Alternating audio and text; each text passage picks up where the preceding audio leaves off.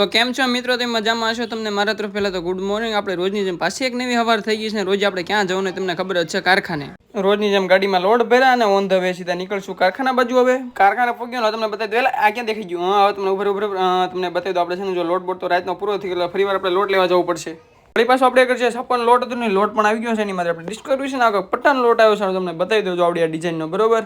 એ જો આવડી આ ડિઝાઇન નો તમને શર્ટનું કામ તો વેકાઈ જ ગયું છે સાઈડમાં. અને તમને ખબર છે, આપણે જે ઓલો પટ્ટાનો લોટ ચાલુ કર્યો બરોબર, લોટ આપણે ફાઇનલી પૂરો થયો કલાક 2 કલાકમાં. વાગ્યા બપોરના એક ને ખોલા ટિફિન બોલાવી બાકાજી.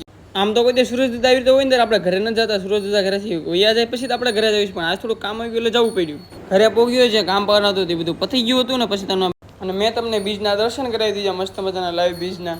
તો ભાઈ તમને ખબર છે, બીજ વાલે મેં બીજ ભરવા જતો, એટલે આ ગાડી અને એક ઓલી બીજી ગાડી, અમે 4 લોકો જ આવી છે બીજ ભરવા. પોગી ગયા નાગધણી બા મસ્ત મજાના રામેર બાપાને તમને દર્શન કરવા, અને અમે પણ દર્શન કરી લીધા.